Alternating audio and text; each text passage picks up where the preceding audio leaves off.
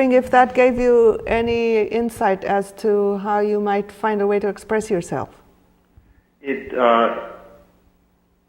did give me insight. I'm not sure if roleplay quite captured it, but I like the idea that first it was really connecting with or reflecting what the other person was experiencing, and then seeing if they were ready to hear what it was that I wanted to say. So what's the piece that didn't get captured? What was it that you wanted to express that Newt didn't touch on? Was it the part about wanting a positive force in the community? No, it has to do with connecting with the other person. It felt a little disjointed. I guess I'm looking for flow. That it just feels, it's these are quick conversations in some ways, and it sounded a little staccatoed and not quite flowing, if you know what I mean. So what you want, it's like do I get it right? It's not like you're looking to build a deep, lifelong friendship with this person on the elevator. You just want something that will support the connection in the moment and dignity for you and a sense of authenticity? Oh, thank you. That's very clearly stated. So without necessarily agreeing with what the person is saying, is that's the bit, right? It's not necessarily agreeing. It's somehow still being able to maintain connection. Yeah. So how about doing something like, try saying this to me and let's see if this other one works for you better or not. Geez, can you believe the newest scandal? You just can't trust any of the politicians, huh? They're all liars. I am appreciating the opportunity to hear how you feel about this, and I'd like to find a way to express differently in the moment. Are you open to hearing it? What? That didn't work! That didn't work! Try again. Try again. Say it again. Just forget it. Another scandal. You just can't trust any of the politicians, huh? You bummed? It's just like totally expected. And, for me, I just really like to think about what it is that I want and what it is that I want to work towards and what I can create instead of focusing on what I don't like. Does that interest you at all? Yeah, it's a pretty lucky perspective you got there. Thank you. How was that, Marty? Well, at least it's real, and there would be a moment of engagement. I kind of like that because it stayed connected and there was a conversation there. Thank you, Marty. I appreciate, just keeping it to the, there are these moments where we just don't know what to do because it's just a moment. We have only the moment. We either make the connection or it's gone forever. And it's not so important, but then maybe it is.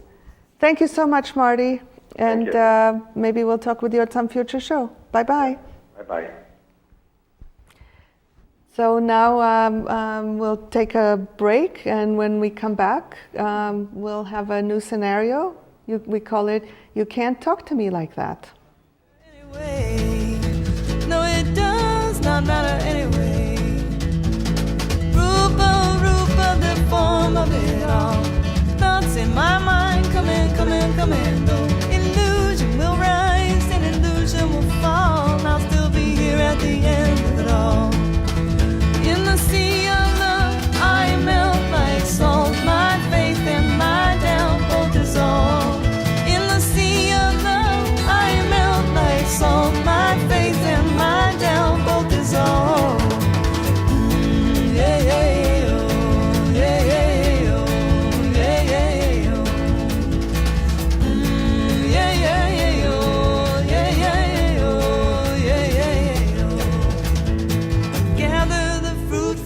Tree.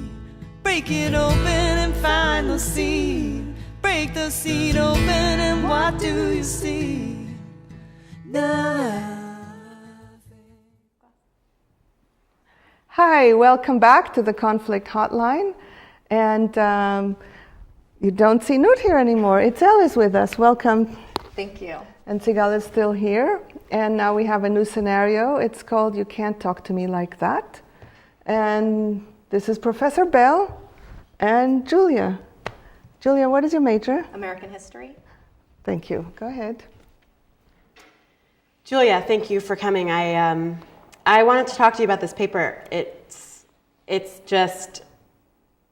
garbage. I mean, I can't believe you even handed it in. I can't accept it. You have to redo it. You can't talk to me like that. Talk to you like what? I'm just telling you that the paper is not, it's garbage. It's like we're not in high school anymore. No, you're not just telling me. You're being really rude, actually. Thank you. This was hard to hear, wasn't it? Yes. Yeah, very painful. Yeah. So the question is always, what can we do with that pain that will allow us to stay engaged in a human way with the connection? Because when you say clearly, you see that when you say you can't talk to me like that, that just gets her more upset with you, and then you get more upset with her, and then she gets more upset with you. Yeah. So what can we do inside with that pain in a moment that would enable you to hear her? It just, the reaction was so fast, you know, it was hard to really even think of anything. It was like my mind almost just practically went blank. Yeah. So let's see maybe where did that line come from? You can't talk to me like that. What do you imagine is actually going on underneath that leads you to say that? Well, I felt like I'd put a lot of effort into the paper, and I wanted, you know, even if she didn't like it, I wanted some appreciation for the hard work I put in, and just to be just handled a little bit more gently with the criticism, or something that I could use. I can't use that this is garbage. That doesn't help me. Okay, so what you wanted is gentleness, support, appreciation. Yeah. And I have a sense that there's something else going on that is specifically leading you to say those words. Yeah. I also had a sense of just respect, like human to human, respect like we all have to each other. Yeah, and so somehow saying it like this, kind of like it protects your dignity. Yeah.